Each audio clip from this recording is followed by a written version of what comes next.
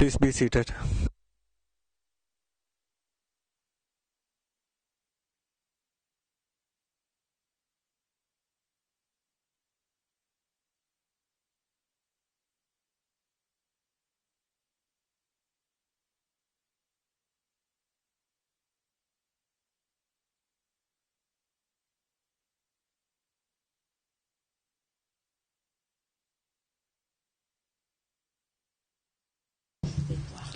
Bien, l'audience. The hearing is resumed. You may proceed. Thank you, Your Honor.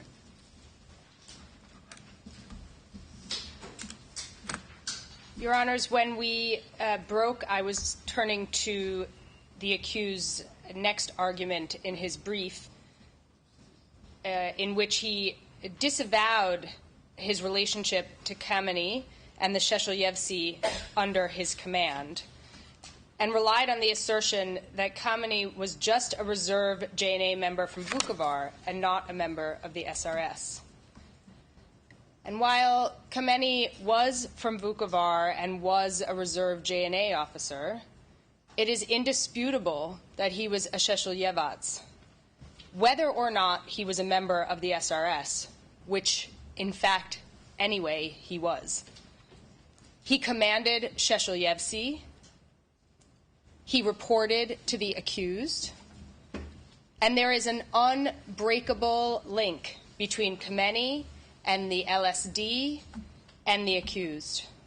And for that, I would draw the Chamber's attention, in addition to the videos that we already saw where the accused mentions Kameny and the other testimony discussed, to exhibits P255, page 3, P185, page 1, transcript 3429 to 3435, exhibit P288, page 1, transcript 5075 to 5077, and exhibit P217, page 3, and in fact, to the accused's own testimony in Milosevic about Kameny's SRS membership. Of course, exhibit P31 at page 627. Šešelj's order, the accused's order, appointing Kameny voivoda, commends Kameny as having been with, quote, the Serbian Chetnik movement since its establishment, and describes him as the quote, commander of Leva Supoderica Volunteers Unit of the Serbian Radical Party and Serbian Chetnik movement.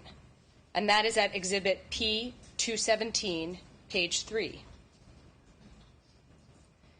The accused's connection not just to Kameny, but to every fighter under Kameny's command in the LSD was so well established that, as Ms. Bierse mentioned earlier, even the JNA referred to the fighters in that detachment by the name Šešelj in official communications. And I would point to exhibit P41, page 2.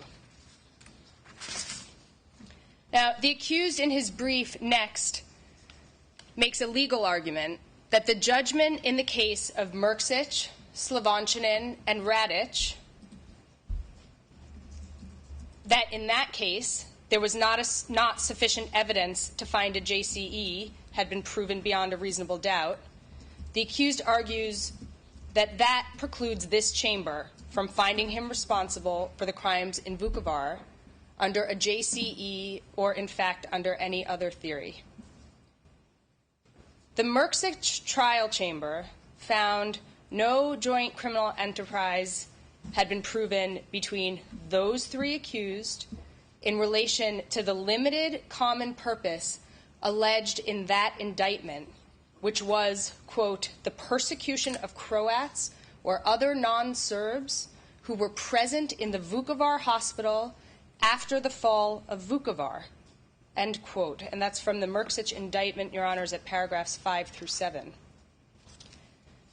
The JCE, the joint criminal enterprise charge in this case, is defined by a different common purpose. that of, quote, the permanent forcible removal through the commission of the enumerated crimes of a majority of the non-Serb population from approximately 1/3 of the territory of Croatia and large parts of Bosnia and Herzegovina in order to make it part of a new Serb-dominated state. And, Your Honors, that's, of course, in this indictment, paragraph 6.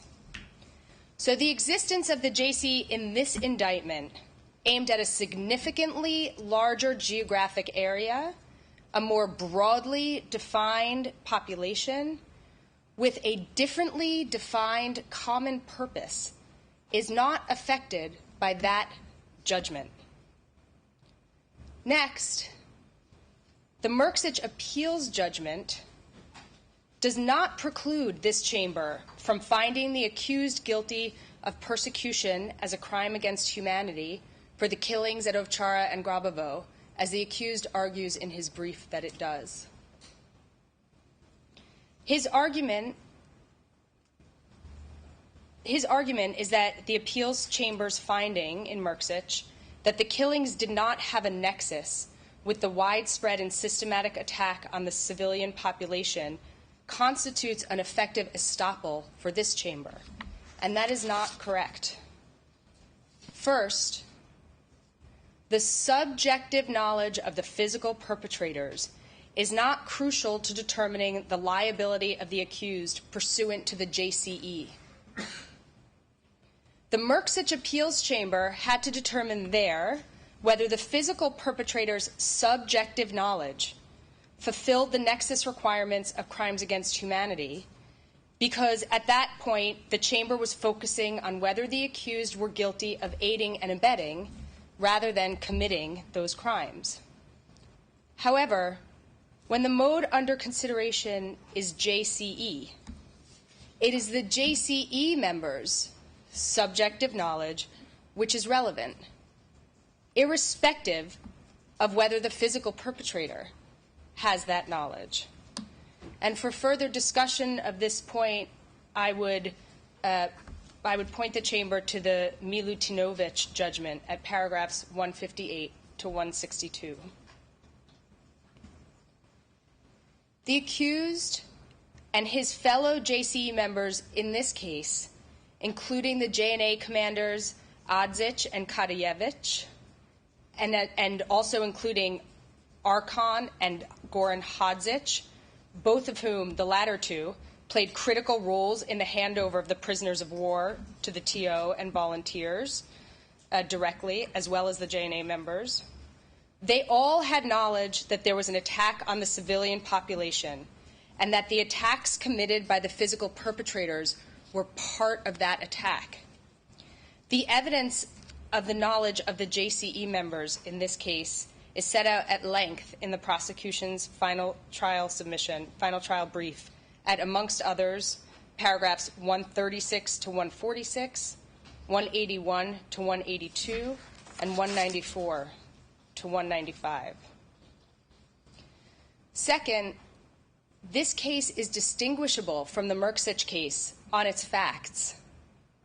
The widespread and systematic attack on the civilian population in this case has a greater geographic and temporal scope and therefore purpose to the attack considered in Mrksić. The attack in this case was against the non-Serb population, as I've said, in 1/3 of the territory of Croatia and a significant portion of Bosnia and Herzegovina, compared with an attack limited to the civilian population of Vukovar in that case.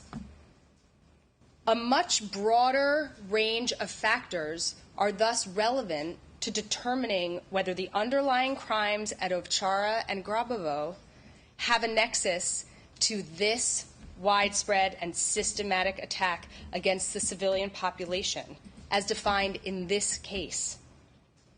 And the evidence in this case demonstrates that the JCE members aimed to rid a large geographic area of all non-Serbs, whether civilian or otherwise. the Ovčara and Grabavo victims' status must be considered in the context of acts committed against those non-Serbs as a whole. This chamber consequently heard significantly different evidence than the Mrksic chamber regarding the removal of and crimes committed against the targeted non-Serb population of Croatia and of Bosnia-Herzegovina. Now, as I've previously noted in relation to Vukovar during the siege, and as is discussed in the prosecution's final trial brief at paragraphs 108 to 125 in relation to the larger Croatian campaign, other murders, abuse, and persecutions against both hors de combat non-Serb fighters and civilians had already been perpetrated as part of the larger campaign of persecutions throughout the region, and they would go on to be perpetrated throughout Bosnia and Herzegovina. The primary consideration for all of these victims was that they were non-Serb, that the physical perpetrators at Ovčara and Grabavo singled out for harsher treatment those who they perceived as being hors de combat doesn't sever the required connection, in this case, on this evidence, to this attack as it has been defined. Thus, whether the chamber is looking at these killings through the lens of the JCE, or whether the chamber is considering the other modes of liability, like aiding and abetting or instigation, the Mrksic chamber's findings are not binding, because that chamber examined whether the acts of the physical perpetrators had a nexus with a completely different attack, one that was of a much smaller scope and a much smaller purpose. If the chamber should nonetheless find that no crimes against humanity have been proven under Article 5, the accused is still responsible for the murders, torture, and cruel treatment at Ovčara and Grabavo under Article 3. The accused is also charged with the direct commission of persecution for his speeches regarding Vukovar, one made in Vukovar and one made in Šid, and I will address his claims regarding these charges briefly now.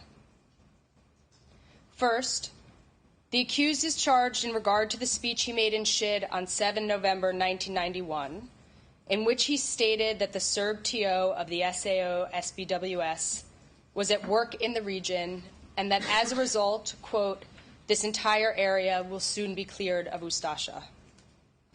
His words were reported in the Politica article that's in evidence as P1285, as he intended that they would be reported, since he made the statement at a press conference. At the time, Šid had temporary barracks set up to arm volunteers. It was close to the front in Vukovar, and the accused made the statement as part of his press tour en route to Vukovar to encourage the troops there just at the time when Serb forces were gearing up for a final push and tensions were running especially high. Regarding the accused's infamous statement that, quote, no Ustasha shall leave Vukovar alive, the accused now adamantly denies ever making the statement and relies heavily on the Mrksic chamber's discussion of VS 27. But in his brief, the accused misrepresents that chamber's opinion of that witness's evidence. At paragraph 364, the Mrksic trial chamber expressed certain concerns about aspects of the testimony, but noted that they accepted parts of the testimony where it was corroborated by credible independent evidence. And in this case, Your Honors, the testimony that the accused said while in Vukovar, before its fall, that no Ustasha shall leave Vukovar alive, is corroborated by credible independent evidence. Evidence which was not heard in the Mrksic case. The statements of Zoran Rankic, a close associate of the accused, who gave evidence in Exhibit P1074 at paragraph 69 that he was with the accused throughout his trip to Vukovar and recalls the accused pronouncing, "Not one Ustasha is to leave Vukovar alive." He recalls him making this statement to at least 50 people, including volunteers, TO members, and officers of the Guards Brigade, including Slovanshinin and Radic, and people fired in the air in support of his words. Rankic's statement in P1074 in this regard is unambiguous, and it should be relied upon. And he acknowledged the accuracy of that statement of P1074 in multiple subsequent statements. And for further discussion, again, of Rankic's credibility, I would refer the trial chamber to the final trial brief, paragraphs 3 through 7, and the argumentative appendix. There is further corroboration from VS 16, who also heard the accused repeat those words as he stood on Nova Ulica next to the LSD headquarters. The accused declared that not a single Ustasha should leave Vukovar alive to the gathered group, which included Šešelj, including Kameni and others, policemen, JNA soldiers, TO members, and other fighters. And in response to the accused's statement, the fighters all raised their rifles as a sign of approval. And that, Your Honor, is from VS 16's recounting. At transcript 11121, 11171 to 72, 11288. Witnesses differing recollections of the exact circumstances under which this statement was made by the accused suggests that the accused, as he is wont to do, repeated those words in some variations throughout his visit. And additionally, as discussed in the brief, the prosecution's final trial brief, at paragraph 155, the crimes at Ovčara Grbavo and throughout Vukovar can be directly attributed to those who heard his remarks or those under the command and influence of other people who heard them. The accused's strenuous denials that he ever uttered those words are all the more unreliable since in his 84 bis statement in front of this chamber at transcript 1921 to 1922, while denying that he made the infamous statement specifically to troops in Vukovar, the accused was forced to acknowledge that it was possible that, quote, at somewhere, sometime, I said something like that. And it was telling when testifying in the Milosevic trial in P31 at page 581, he used the very same phrase, quote, it was always my standpoint that the Ustasha had to be defeated and that not a single Ustasha could leave alive, but that they should all be caught, end quote.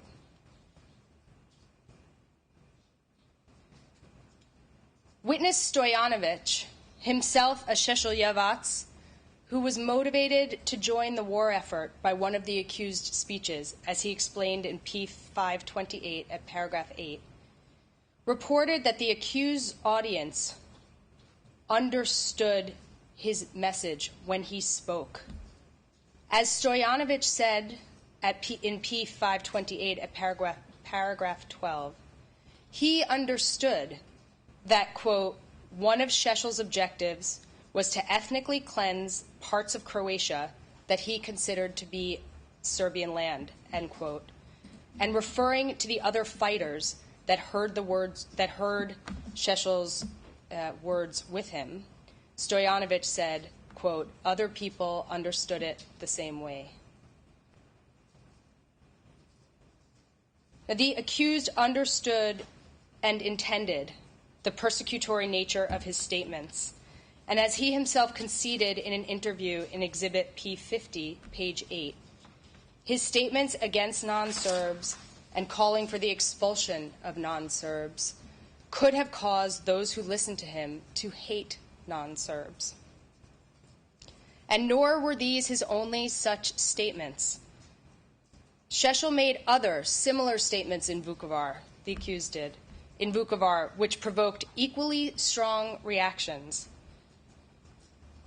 VS 34 recalled in P 1058 at paragraph 46, watching the accused address the soldiers in Vukovar and saying that, quote, Ustasha should be expelled, end quote, and recounted how the volunteers responded.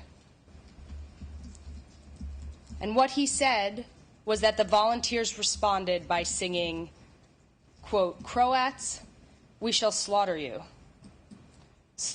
a bit, but give you to the dogs more often, end quote. And Your Honors, that concludes the portion of the presentation regarding the charged crimes in Vukovar municipality.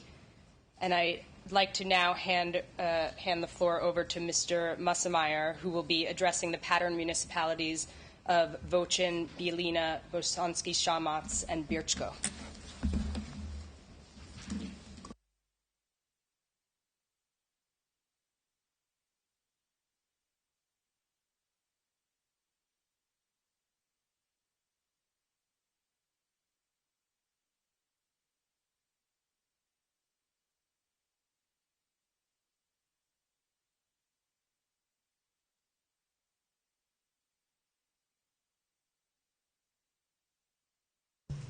Bien, bonjour. Good morning, sir. You may proceed.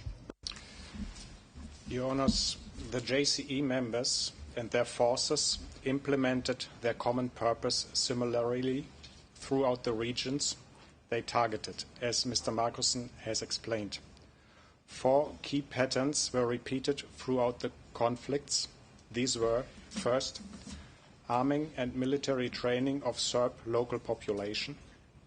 Second, volunteers and paramilitaries, including Šešeljevci, arrived in the area. Third, Serb took over the municipalities and created separate Serb authorities. And fourth, Serb forces, including Šešeljevci, committed crimes, including killing of non-Serbs, forcible transfer, detention and mistreatment in facilities controlled by local authorities, and destruction of cultural monuments. The repeated occurrence of the same patterns demonstrates that a common plan, developed and executed by JCE members, was behind the takeover of these municipalities. The patterns of implementation of the JCE happened first in Croatia. Evidence of those patterns and the accused's involvement in implementing them goes back to the arming of Serb forces in Borovo Selo and the arrival of Šešeljevci there. My colleague, Ms. Hochhauser, described the crimes that were later committed nearby in Vukovar, and similar events were repeated in the Bosnian crime-based locations. These patterns carried through from the Serb campaign in Croatia to the crimes in Vukovar, and then to the first pattern municipality in this case, which is Vocin. The pattern of events was similar, and some of the perpetrators were even redeployed from Vukovar to Western Slavonia. After the crimes in Vocin, as Mr. Markussen discussed, the JCE members shifted their focus from Croatia to Bosnia and Herzegovina. The same patterns carried through there. They were seen in the municipalities of Bielina, Bosanski Shamac, and Bričko, and then the same forces and some of the same fighters would implement the common purpose in the Bosnian crime-based municipalities. The accused and his Šešeljevac were involved in the implementation of the common purpose in all 4 municipalities. I will now summarize the events in Vocin. Witness Maritic testified that local Serbs in Western Slavonia started arming themselves after the elections in Croatia in 1990. By August 1991, paramilitary formations and a local Serb TO were present in the area. That month, Serb forces took over Vocin. Witness Matovina testified that local TO leader Boro Lukic occupied the police station in Vocin, took down and burned the Croatian flag and hoisted the Serbian flag in its place. Shortly afterwards, armed Serb forces occupied Vocin. Shooting from machine guns and automatic weapons could be heard. When the shooting stopped, Lukic told Croats to surrender their weapons. Serb forces searched Croats' houses for weapons. Soon thereafter, Serbs established separate Serb authorities in the SAO Western Slavonia. On 27 September 1991, the commander of the TO municipal staff of Podravska Slatina ordered that regional departments of Vocin police station be formed. The new departments were staffed by Serb officers who served in the Croatian police before. Most Serb police officers did not return their weapons when they left the Croatian police. In October 1991, paramilitaries, including Šešeljevci and White Eagles, arrived in Vocin by civilian buses. The commander of Šešelj's men was Radovan Novacic. Other Šešeljevci, after taking part in conquering and destroying Vukovar, were deployed to Western Slavonia. The JNA armed these Šešeljevci and paid their salaries. The volunteers had a very bad reputation among the local population. They walked around with weapons, came into courtyards asking for alcohol. They scared the local inhabitants. The accused visited his volunteers in Vocin in late November 1991. In Šekolinci Lager, he gave a speech to his volunteers, and yet, after his visit, tensions rose, and the Šešeljevci actually became more violent and started killing civilian Croats. Crimes had occurred throughout the Serb campaign in Western Slavonia. 22 civilians were killed during Serb forces' attack on Setekovac, Soj-Luk, and Balinci. Volunteers abducted non-Serbs and brought them to Šekolinci Lager, where they were maltreated and even killed some of the detainees. At the beginning of December, volunteers torched Croats' houses. Around the 4th of December, 4 young Croat men who had to perform forced labor for Serb forces were killed by Šešeljevci. By 8 December 1991, ethnic Croats had entirely vacated the nearby municipalities of Grubišno Polje and Daruvar due to the conflict. In the night from the 12th to the 13th of December 1991, 45 elderly non-Serbs were murdered. We viewed Exhibit P435 showing victims whose bodies were mutilated and some were burned. Witness Matovina, the police officer supervising the criminal investigations after the killing, discovered during his investigations that Šešeljevci were among the perpetrators. Witness Kulic corroborated this. Serb forces blew up the Catholic Church in Vocin. We have seen Exhibit P437, a video clip showing the ruins of the church. Houses at Vocin were torched and looted. The day after the explosion, witness Matovina came to Vocin and he testified that it looked like Hiroshima. After the crimes in Vocin, many Croat inhabitants fled the village. A list of refugees who fled Vocin is in evidence as Exhibit P434. In his closing brief, the accused denies that there was a pattern and that a JCE existed in relation to Vocin. But he did not contest that the events happened in Vocin, which I just summarized. His Šešeljevci were in Vocin. He visited his volunteers there. The accused did not contest the killing of 49 non-Serbs in Vocin, but he disputes that his men were involved in the crimes. However, Matovina, Maretic, Kulic, VS-18 and VS-33 all provide evidence which demonstrate that the Šešeljevci perpetrated crimes in Vocin, just as they had in Vukovar and throughout the JCE campaign in Croatia. I will now turn to the events in Bosnia and Herzegovina in 1992, which show the same characteristic pattern I described in the beginning, namely arming and military training of local Serb population, arrival of volunteers and paramilitaries, including Šešeljevci, Serbs taking control over the municipalities and creation of separate Serb authorities, the commission of crimes. This pattern repeated in the Bosnian municipalities relevant to this indictment. The first of those municipalities was Bjelina. The takeover of Bjelina was led by the accused Vojvoda Mirko Blagojević. Here on Exhibit P737, you can see his role during the takeover.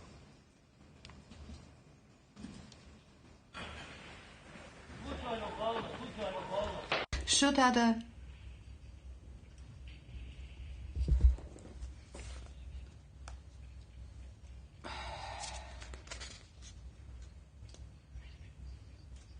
I am the president of the Serbian Radical Party regional board. We actually control all the accesses to the city and all exits from it too, and we control approximately 75% of the city.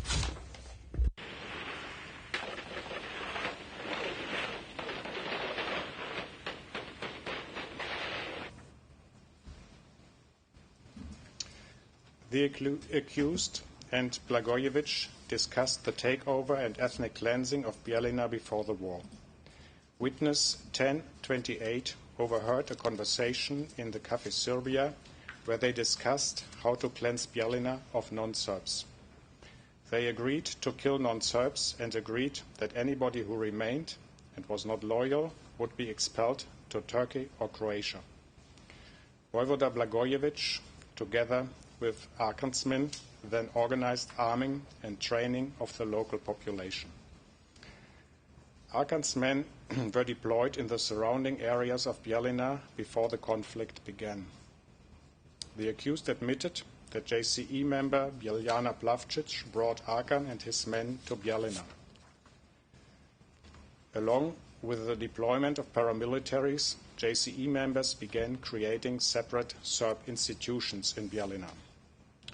Republika Srpska Minister of Interior Momčilo Mandić instructed police commanders, among them the chief of police from Bjelina, to prepare for separation, including arming of Serb police officers and the police station. And I refer to adjudicated fact number 179. Witness VS 1035, a Muslim police officer, had to sign a declaration to be loyal to the Serbian SUP. The takeover of Bjelina started on the night of the 31st of March 1992. VS 1028 realized that his Serb neighbors left their homes before the attack. Blagojević commanded the Šešeljevci who participated in the takeover. He and his men cooperated with Arkansmen and JNA units. The accused boasted on several occasions that Bjelina was liberated by Vojvoda Blagojević and his men, for instance in exhibits P682 P685, page 11, and P1242, page 10. During the takeover, many non-Serb civilians were killed. A member of Blagojevic's unit, known as Šuma, killed a father and 2 sons.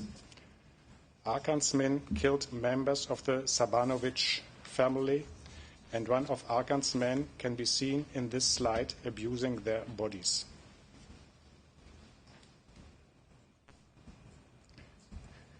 And when the fighting was over, witness 1035 was ordered to provide protection to the people who collected the corpses in the streets and cellars in Bijeljina. He testified that they collected 48 bodies. Many non-Serb inhabitants were arrested and mistreated by the MUP. In Batkovic camp, close to Bijeljina, prisoners were regularly beaten and subjected to forced labor. Some were killed. The horrible conditions in the detention camps in Bosnia and Herzegovina, including Bijeljina, were noted by this chamber in its first adjudicated facts decision number 293 and 297. And Serb forces destroyed non-Serb religious and cultural monuments. Expert Riedelmeyer's report shows that monuments throughout Bosnia and Herzegovina were systematically destroyed. In Bijeljina, all 15 non-Serb religions and cultural monuments were damaged, and 12 of the Muslim religious buildings were either completely destroyed or almost destroyed. Riedelmeyer often found a huge garbage container where the mosque has once been. I will now show 5 characteristic examples of the destruction of cultural monuments in Bosnia. The examples are all taken from Exhibit 1045, the annex to Riedelmeyer's report, and I will show 2 pictures from before and after the destruction. First picture. This first example is the destructed Kripchi Mosque in Bijeljina. The picture on the left shows the mosque before the destruction, and the picture on the right how the place of the mosque looked after the destruction. On the second after destruction photo, you also see a garbage container Riedelmeyer talked about during his testimony. The second example is the Azizia Mosque in Britschko. You see how the Judges, this is a show for the public, first and foremost. Therefore, I would kindly ask Mr. Milmer to say about every mosque when it was actually destroyed. It is very important for this to be known. I'm sure that he has the data about that. It's absolutely not normal for you to interrupt the prosecutor during his presentation, and I would tell you the same if you had the floor. The accused is supposed to speak last, and he speaks last in order to be given the opportunity to challenge what has been said before, and in particular things like the prosecutor has shown pictures of this kind and that kind, etc. And this has already been said when the expert witness testified about these mosques. You made the same remark then. So the chamber knows perfectly well that there may be a problem in the dates. Mr. Prosecutor, you can go on. The second example is the Assisi Mosque in Britschko. You see how the mosque looked before the conflict, and what remained you see on the picture on the right, an empty place. Next picture. The third example shows the before and after picture of the Azizia Mosque in Bosanski Šamac. Again, you see a huge garbage container on the empty place where once the mosque was standing. The next 2 examples refer to destroyed Catholic churches, and again you see the situation before and after destruction. The first picture shows the Roman Catholic parish church of the Most Sacred Heart of Jesus in Bosanski Šamac. What is interesting on the after-destruction picture is the undamaged Orthodox Church opposite to the empty place where the Catholic Church used to stay. Next.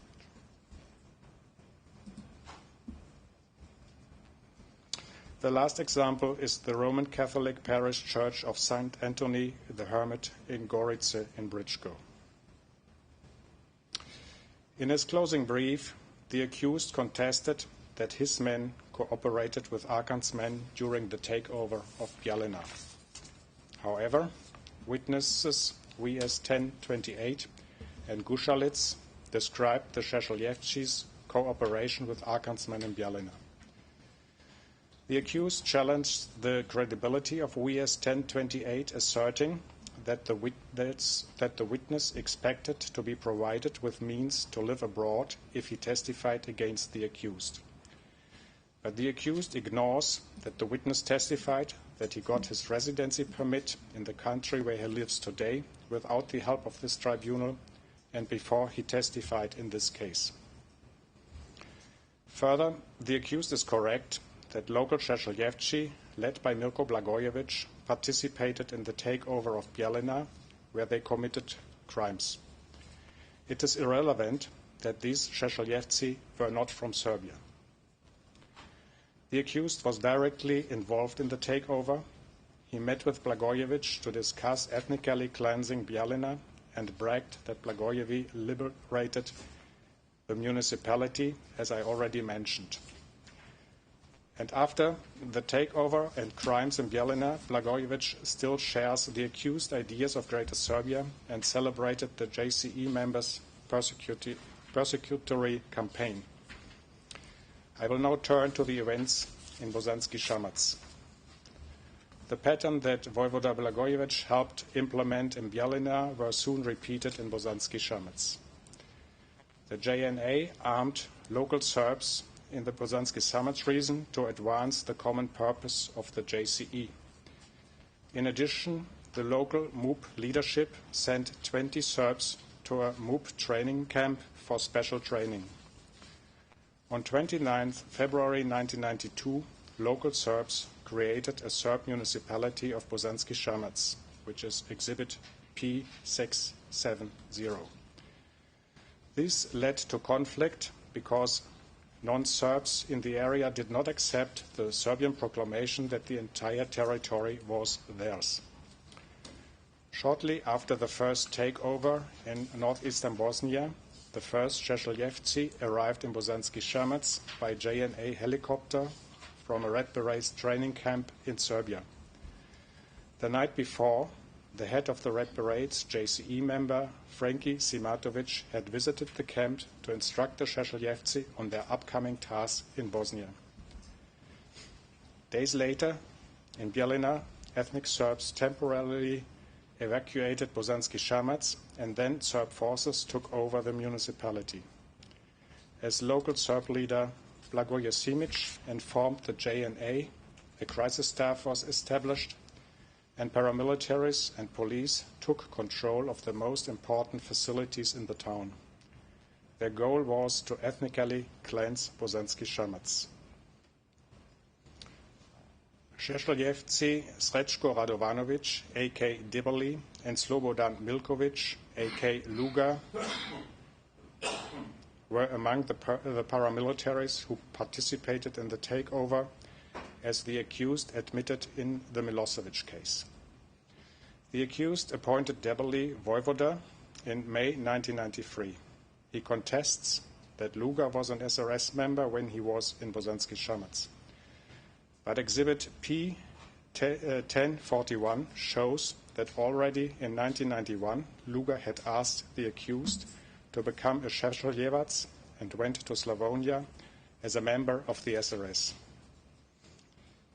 The consequences of the takeover for non-Serbs from Bosanski Šamac was drastic. A good example which demonstrates the atmosphere and the discriminatory measures taken against non-Serbs after the takeover is an order signed by Stevan Todorovic of the local public police station, which is in evidence as P673, and I will quote it. It says, first, it is forbidden for 3 or more Muslim or Croats to gather together in public places. Second, any such group should be first warned, and if the offense is repeated, the participants should be apprehended and arrested. Third, for the fulfillment of this order, the commander of the military police platoon and the commander of the public safety stations are personally responsible. Because of this order, Muslims could not even have funeral processions, as witness Suleiman Tijic testified. Along with these discriminatory measures, other indictment crimes were commonplace in Bosanski Šamac. This chamber has judicially noticed that Serb forces set up detention facilities in Bosanski Šamac, which were full of people who had no weapons and nothing to do with arming or armed groups. More than 1,500 non-Serbs were detained at sites including the TO building and the secondary schools in Bosanski Šamac and the Obladinski Dome in Crkvina. The detainees were abused and some were murdered. Witness Tijic and VS 1000 testified that one of the worst perpetrators was the Šešeljevac Slobodan Milkovic, a.k. Luga. Luga participated in a massacre in Crkvina where 16 non-Serb prisoners were murdered and killed the prison inmate nicknamed Dikan. As occurred throughout Bosnia, non-Serb religious sites were also destroyed in Bosanski Šamac. Here I refer, for instance, as we have just seen, to the Catholic parish church of the Most Sacred Heart of Jesus, which was completely destroyed. The Orthodox Church across the street, however, was undamaged, suggesting that the Catholic Church was intentionally targeted. In his closing brief, the accused alleges that Šešeljevci are not linked to the perpetrators of the crimes in Bosanski Šamac. However, this link is clearly demonstrated by witnesses VS 1058, VS 1000, VS 1010, and Suleiman Tijic. I will finally turn to the events in Brčko. Šešeljevci under Blagojevic arrived from Bijeljina to Brčko. Also, Arkansmen participated in the takeover of Brčko. Before the paramilitaries arrived, witness 1033 observed JNA helicopters landing at the barracks and soldiers wearing red berets leaving the helicopter. Later he saw red berets training local Serbs in self-defense.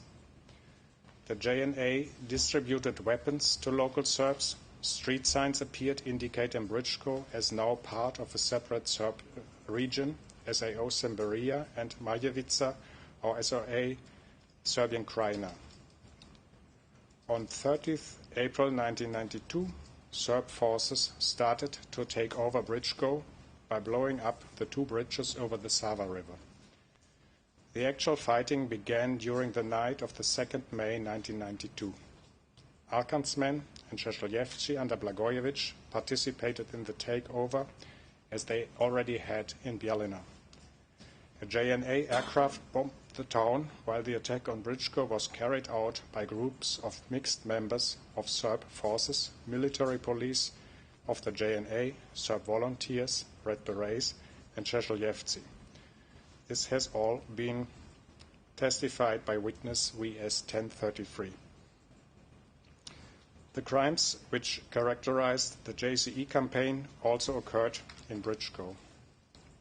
The day when the takeover began, policemen and soldiers massacred a group of civilians outside the local market. Witness VS 1033 observed similar situations to the photo showing Goran Gelasic killing a civilian.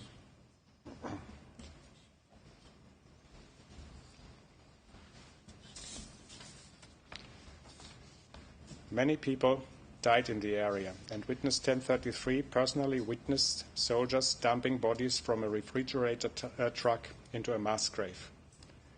Non-Serbs were detained at Luka camp in the Britschko harbor area. Blagojevich and his Šešeljevci arrived at the camp.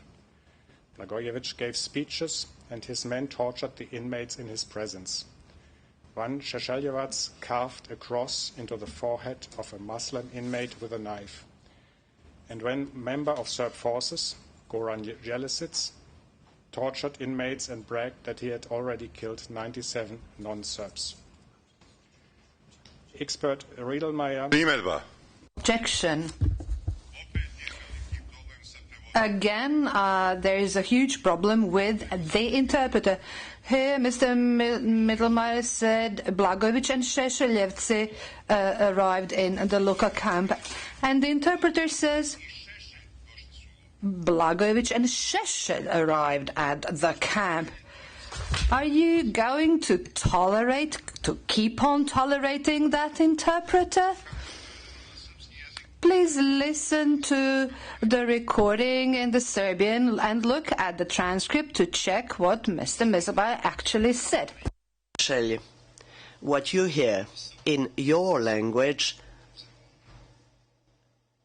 we don't know what you hear, because what we see is the screen with the transcript in English, and we hear the French interpretation. So what you hear is not of our knowledge. Therefore, if, as you just said, the prosecutor has said that Blagojevich and the Šešeljevci arrived, whereas you heard that Blagojevich came together with you, yes, indeed, there's a difference between these two sentences. But what did the prosecutor say? That that Blagojevich came with the Šešeljevci, or that he came with Šešelj? I did say with Šešeljevci. He did not come with Šešelj himself, but he came with Šešeljevci, Šešelj's men. Bon. Alors, je demande... All right, in that case, I will ask the interpreters to clearly distinguish between the men of Šešelj, the Šešelj's men, and Šešelj in person. You can go on, Mr. Prosecutor.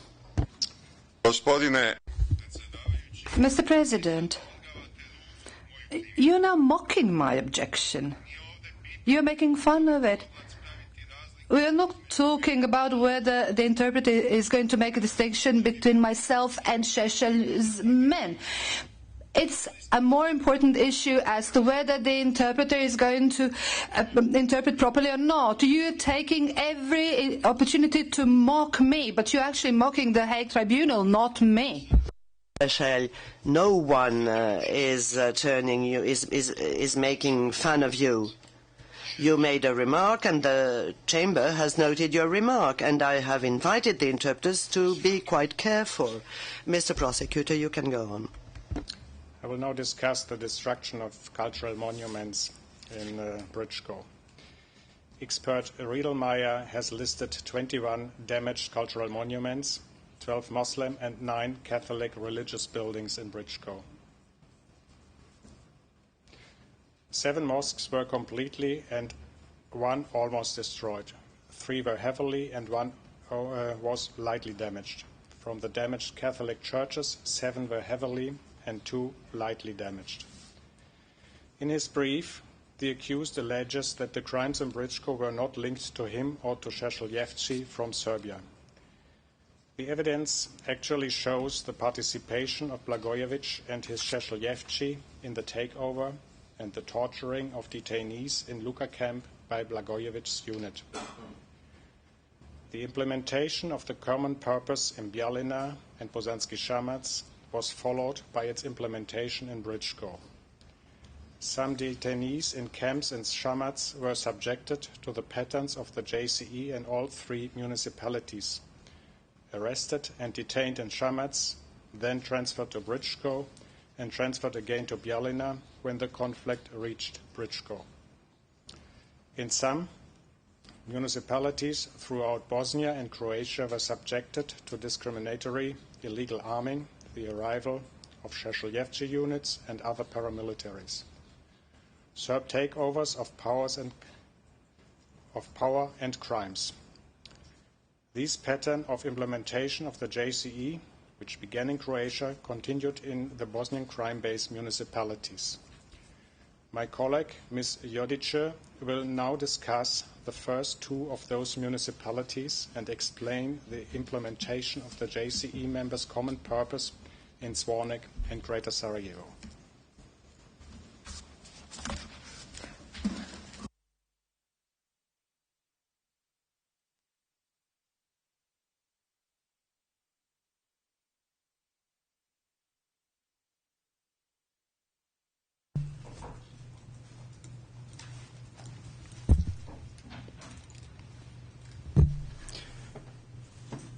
Bonjour madame, vous avez donc... Good afternoon, madam. You have the floor for the rest of the presentation. Thank you, Your Honors. Good morning. The crimes committed in Zvornik were in furtherance of the common purpose of the JCE. The evidence proves that on the 8th of April 1992, Serb forces, including Šešelj, attacked Zvornik. Over the following months, Serb forces turned the multi-ethnic society of Zvornik into a purely Serb municipality, starting by expelling non-Serbs, looting and destroying their property, and culminating in the mistreatment, torture, sexual assault, and murder of hundreds of non-Serbs. The attack on Zvornik was prepared well in advance by members of the Serb municipal authorities, which were established by the STS in Zvornik with the support of DB Serbia, the JNA, and the SDS of BiH. These authorities were controlled by JCE members, including Veliko Kadijević and Radovan Karadzic. The common purpose of the JCE members was to ethnically cleanse Zvornik of its non-Serb population and create a Serb-controlled area. The attack was carried out by Serb forces, including Šešelj, sent by the accused. The Šešelj formed part of the hierarchical SRS-SGP structure controlled by the accused and operated in cooperation with or under the command of other Serb forces and municipal authorities, which were under the command and control of other JCE members, including Radovan Karadzic. In his brief, the accused claims that the crimes committed in Zvornik were not part of a common purpose and that no JCE was in existence. The accused ignored the evidence on the record, which proves beyond a reasonable doubt that crimes were committed in furtherance of the common purpose, and that the accused is responsible for them. These claims are even contradicted by the admissions of the accused, as it can be seen in an interview he gave before the indictment against him was issued, where he explained how the JCE members had planned the takeover of Zvornik long in advance. This is Exhibit P644, timecode 010513 through 010730.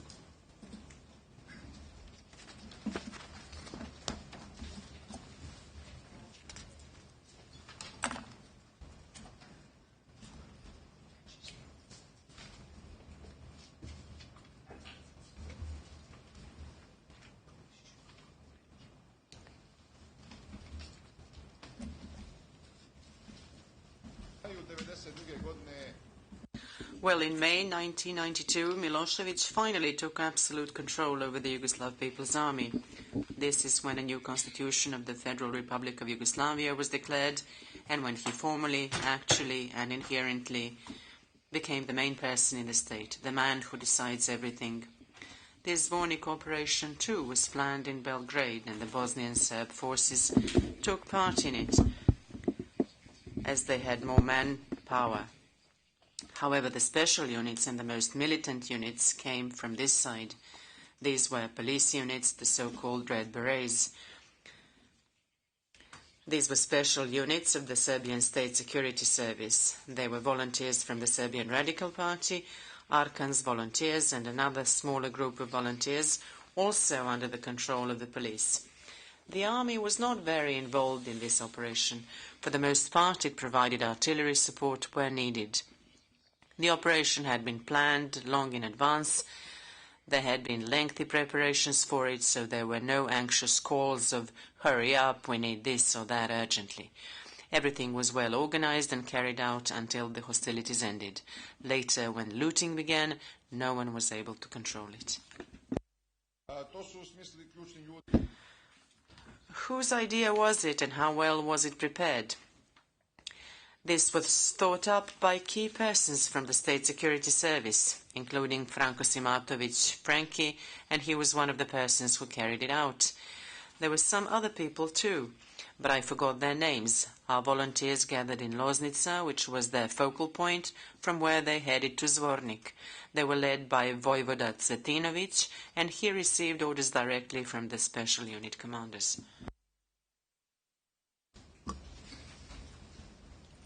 Zvornik is located in eastern BiH, on the banks of the Drina River, demarcating the border with Serbia. Zvornik had a number of bridges, main roads, and a railroad connecting Serbia with Serb-populated areas farther west in BiH. Because of this strategic location, the municipality of Zvornik was important for the creation of a Serb-dominated area. The takeover of Zvornik realized three of the strategic goals of the 12th of May 1992, discussed in Exhibit P966. Strategic goal number 1, the separation of the Serb people from the two other national communities. Strategic goal number 2, the establishment of a corridor of Serb-controlled land spanning from Serbia through Bosnia-Herzegovina to Serbian Krajina. Strategic goal number 3, the elimination of the Drina River border between Serbia and Republika Srpska. The local Serb leadership followed the policies of their leaders in BiH to implement the common purpose in Zvornik. First, at least by October 1991, crisis staffs were set up. Second, the local Serb leadership established separate municipal authorities and a Serb police force pursuant to the Variant A and B instructions. Variant B was implemented in December 1991, when the SDS established the Serb municipality of Zvornik, and Jovo Mijatovic, who openly spoke of the plan to exchange populations to create monoethnic areas, was chosen as its president. Third, the Bosnian Serb leadership monitored the implementation of its policy decisions in Zvornik. As a representative of the Bosnian Serb Assembly, Mijatovic was in contact with the SDS crisis staff at the level of BiH and with JCE members Radovan Karadzic, Momčilo Krajišnik, and Biljana Plavšić. But updates also came from the SDS in Zvornik, as it kept the SDS leadership informed of its progress in the implementation of the instructions in the municipality. At the same time, the Serb authorities started military preparations for the implementation of the common purpose, assisted by the leadership of the DB Serbia under the control of JCE member Jovica Stanisic, and in cooperation with other institutions under the command and control of other JCE members, including Karadzic's SDS in BiH, Kadijevic's JNA, and the accused SRS SGP. For example, in October 1991, the SGP Mali Zvornik, which had frequent contacts with the SRS SGP in Belgrade, organized a group of volunteers to be sent to Darda in Croatia for military training. At that time, Rade Kostic from the DB Serbia was the head of the police for the area where the training was held.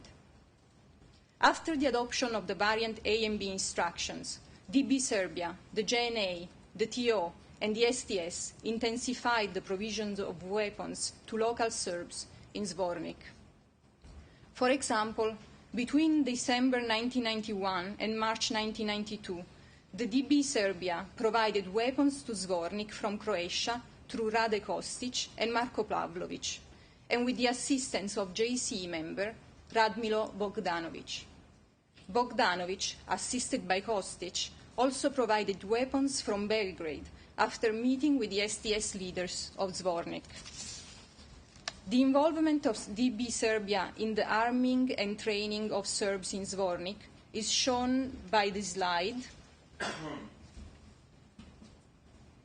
and is based on exhibits P1039, P1144, P1029, P1028, P1027, P1077, P1085, and the testimony of the S37. As we can see, Pavlovic referred to Kostic as his boss, while Kostic was subordinated to Milan Tepavcevic, who was Jovica Stanicic's deputy. Tepavcevic was responsible for the Zvornik military operations and met regularly with the local police commander, who cooperated with Bogdanovic and Kostic to obtain weapons. Also, the Zvornik MUP started arming Serbs by handing out weapons licenses in an uncontrolled way, while other Serbs received weapons through the police or JNA reserve forces. Since the Muslims of Zvornik were dismissed from the JNA reserve forces, the distribution of weapons to JNA reservists meant arming only Serbs. Once parallel political and military structures were in place, the local Serb leadership in Zvornik finalized the preparations for the takeover by arranging the deployment of Šešeljevci to Zvornik and the move of Arkan and his men from Bijeljina to Zvornik. The Serb municipality of Zvornik requested volunteers from the SRS SGP a few days before the takeover. Shortly after, witness Rankic and another member of the SRS war staff, together with Vojin Vučković, a.k.a. Žuča, and his brother, a.k.a. Dusan, a.k.a. Repic, met with representatives of the Serb municipality in Mali Zvornik to discuss the deployment of the Šešeljevci. They agreed that the Šešeljevci were going to be equipped, armed, and incorporated in the TO, but would remain together as a unit, and were going to be lodged at the Karakai shoe factory in Karakai, at the Standard Shoe Factory in Karakai. The accused approved the deployment of Šešeljevci to Zvornik and admitted in Exhibit P1233 that he had a high degree of control over them. 2 days later, a group of Šešeljevci under the command of Vojin Vučković, a.k.a. Žuča, arrived in Karakai. This is confirmed by victims detained at the Standard Shoe Factory and shown in Exhibit P305, which should not be broadcast.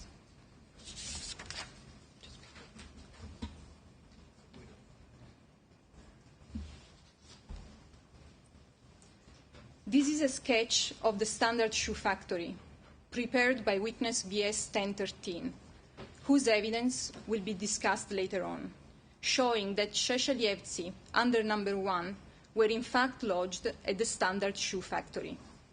Thank you.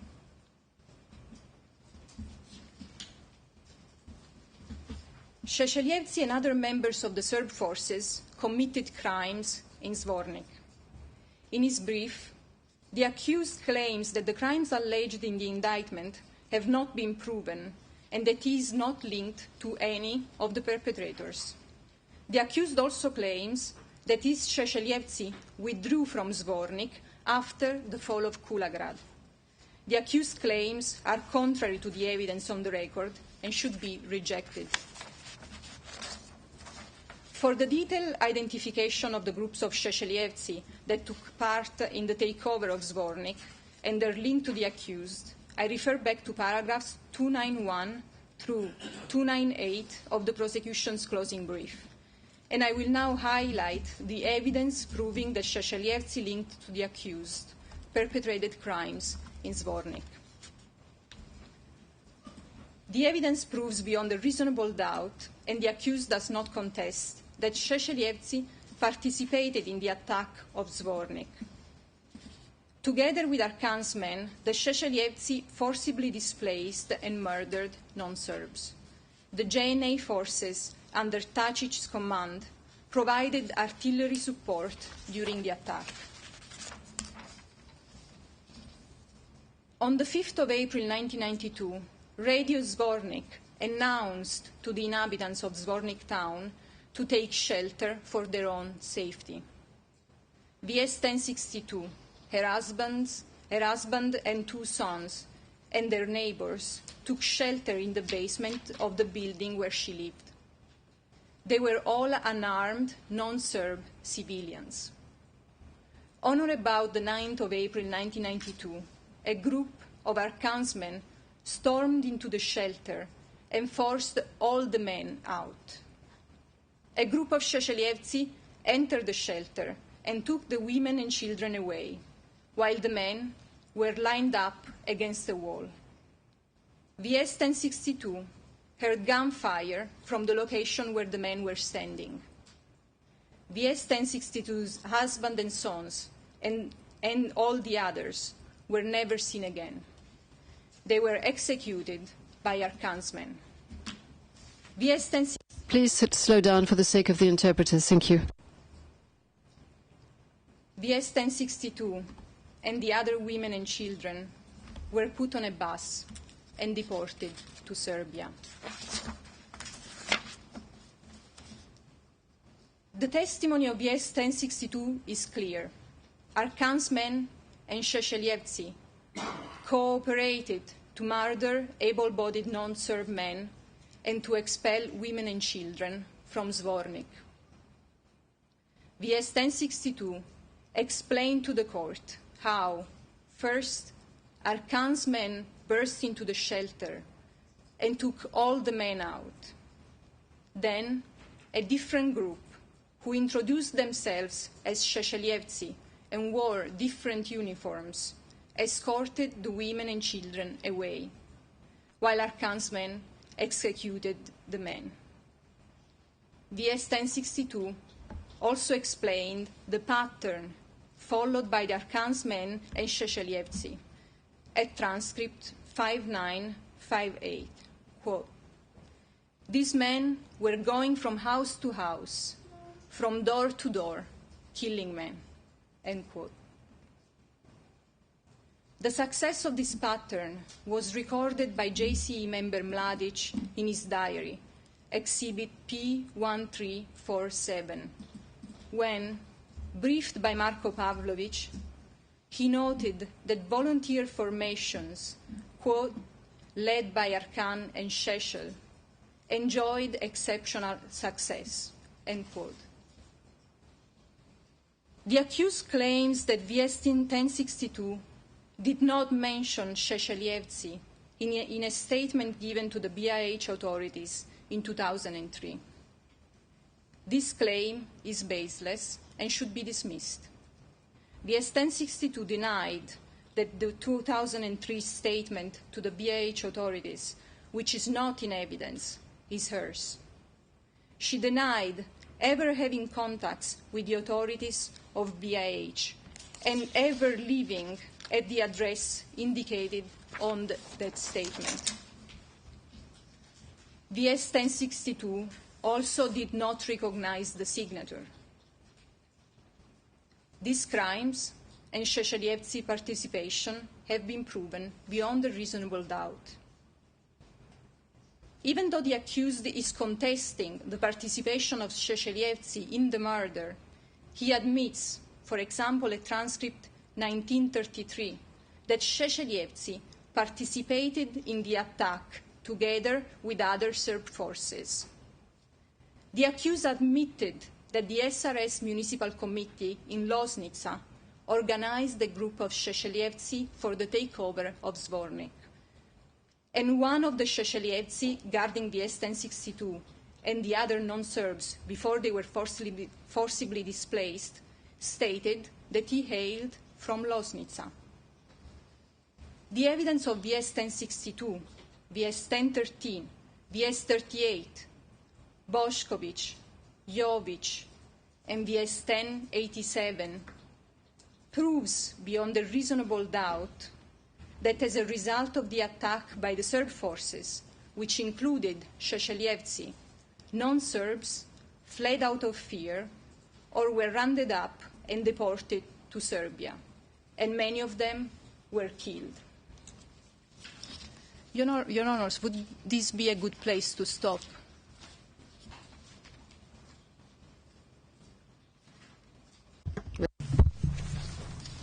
On prend encore 10 minutes.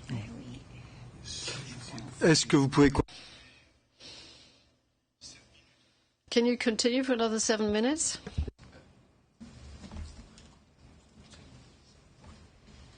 After the fall of Kulagrad on the 26th of April 1992, non-Serbs who had remained hiding in Zvornik were arrested as they tried to flee towards Muslim territory and taken to the detention facilities, as in the case of witnesses VS 1013, VS 1015, and Fadil Kopic, or were arrested at their homes, as in the case of VS 1063. These witnesses were taken to the detention sites at the Standard Shoe Factory and the Economia Farm, and later on were transferred to the Ciglana factory.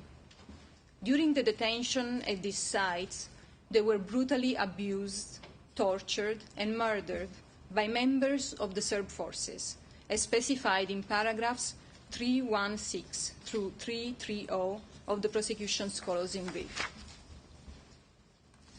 Amongst the perpetrators, the victims identified the Šešeljevci from Kraljevo, including Vojvoda Čele, Miroslav Vukovic, Major Toro, Pufta, and Sava. The Šešeljevci from Loznica, the Yellow Wasps, including Vojin Vučković, a.k.a. Žučo, and his brother Dušan Vučković, a.k.a. Repić, and Pivarski's men, including Stojan Pivarski and Zoks. These groups are linked to the accused and operated in cooperation with or under the command of other Serb forces and municipal authorities, which were under the command and control of other JCE members, including Radovan Karadzic and Ratko Mladic. After the takeover, the volunteers' units were incorporated into the Serb police and the TO, later VRS. The Loznica's group was incorporated into the police. Žučo's Yellow Wasps, Pivarski's men, and the others were incorporated into the TO VRS. The volunteers were housed and paid by the Serb TO and by the Serb municipal authorities. The victims' identification of their abusers has been established beyond a reasonable doubt. The victims spent long periods of time in detention. They learned personal details of their attackers. They saw them day after day. They learned what unit they belonged to directly from them, as VS 1015 also explained at transcript 5406. Witnesses VS 1013, VS 1015, Kopic, and VS 1063 all suffered and witnessed severe abuses by the Šešeljevci from Kraljevo and Loznica over an extended period of time. At Economia Farm, for example, VS 1063 saw a group of Šešeljevci take out a detainee. They shot the detainee in the legs. They carved a cross into his flesh and broke his arm before taking him back into the room where they stabbed him and shot him to death. At Ciglana, both Kopic and VS 1015 testified that Pufta cut off Chirac's ear and stabbed him. On that same day, Pufta and Sasha then drove Chirac away and shot him to death. On that same day, Pufta, together with Sasha, cut a crescent tattoo of Enver Dautovic's arm with a knife. Sasha then congratulated Dautovic, saying, quote, "You fared well, but if you had been yelling louder, you would have ended up with Chirac." And this can be found at transcript 5435. The crimes committed at these detention facilities were so grave and gruesome that the witnesses could never forget what they saw and will always remember the perpetrators.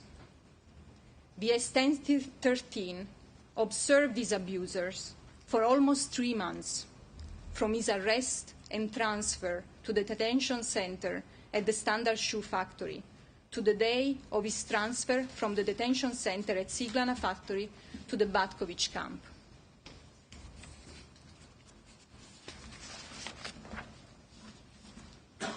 While cleaning the premises at the Standard Shoe Factory, VS 1013 read the names of the groups of Serb forces on the doors of the rooms where they were lodged, including the Šešeljevci from Kraljevo, the Loznica group, and military police. Amongst the Šešeljevci from Kraljevo, VS 1013 recognized Cele, whom the prisoners had to address as Vojvoda, and whom the accused held in high esteem. VS 1013 stated at transcript 5210 how the prisoners were told, quote, "A special man will come by. He will talk to you. You mustn't look him in the eyes, and you must address him with Vojvoda, sir, Honorable Vojvoda, sir," end quote. Vojvoda Miroslav Vukovic, a.k. Cele, is not the only Šešeljevac identified by VS 1013. For example, VS 1013 saw Major Toro's SRS identification card, and in June 1992 heard that Šešelj had promoted Sava, Zox, and Pufta. Bien. Nous devons arrêter parce que We need to stop now because the judges need to go into the room downstairs for a swearing-in ceremony. We shall return towards 10 to 1 or so. This is not something in our control. This is our last break for today.